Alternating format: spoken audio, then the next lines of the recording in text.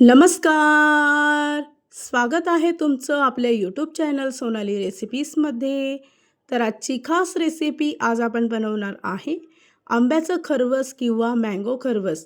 Perfect texture आणि perfect माप वापरून ही रेसिपी तयार केली आहे. अशा पद्धतीने जर का तुम्ही खरवस तयार केलं तर पहिल्याच प्रयत्नात खरवस एकदम परफेक्ट तयार होईल. अगदी लहान मुलांपासून तर मोठ्या माणसांपर्यंत सर्वांना आवडली जाणारी रेसिपी आहे. खूपच टेस्टी, खूपच सोपी रेसिपी आहे. यापूर्वीसुद्धा आपण खरवसच्या बऱ्याच रेसिपी तयार केल्या आहेत. मँगो सीझनमध्ये ही रेसिपी तर तुम्ही नक्की ट्राय केली पाहिजे. चला तर मग या रेसिपीसाठी लागणारे संपूर्ण साहित्य व कृती पाहून घेऊ. आंब्याचं खरवस किंवा मँगो खरवस बनवण्यासाठी इथे मी आंबे घेतले आहे. सर्वप्रथम आंबा स्वच्छ धुवून त्याच्या आतील पल्प एका मिक्सरच्या भांड्यामध्ये काढायचा आहे. इथे मी एकच आंबा वापरला आहे. त्याचबरोबर 1 वाटी साखर घ्यायची आहे. 4 ते 5 हिरवी वेलची सोलून यामध्ये टाकायची आहे. 2 ते 3 चमचे दूध टाकून याची प्युरी तयार करून घ्यायची. त्यानंतर एका भांड्यामध्ये गाळण ठेवून त्यामध्ये अर्धा लिटर चिकाचं दूध घ्यायचं आहे.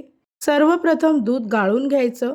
या रेसिपीसाठी लागणारे संपूर्ण साहित्य व कृती मी तुम्हाला डिस्क्रिप्शन बॉक्समध्ये दिले आहेत, तर तुम्ही तिथे जाऊन चेक करू शकता.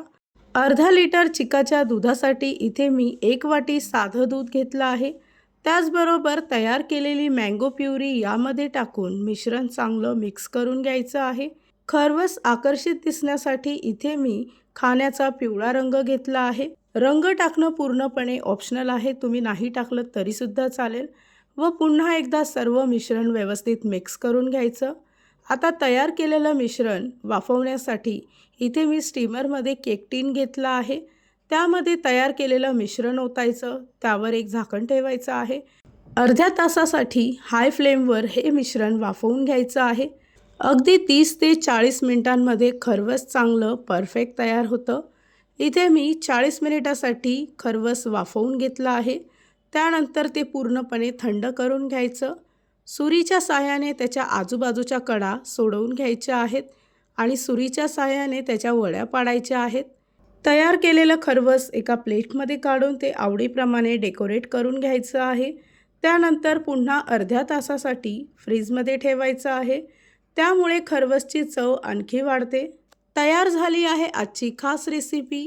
खूपच सोपी, खूपच टेस्टी, एकदम परफेक्ट तयार झाली आहे आंब्याचं खरवस किंवा मँगो खरवस. या सीझनमध्ये तुम्ही ही रेसिपी तर नक्की ट्राय करून बघा, तुम्हाला खूपच आवडेल. आणि जर का तुम्हाला हा आजचा व्हिडिओ आवडला असेल तर प्लीज लाईक, शेअर आणि कमेंट करा. चॅनलवर नवीन असाल तर सबस्क्राईब करा.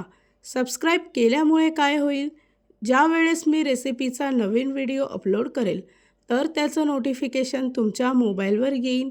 आणि पुन्हा भेटूया आपण अशीच एक रेसिपी घेऊन.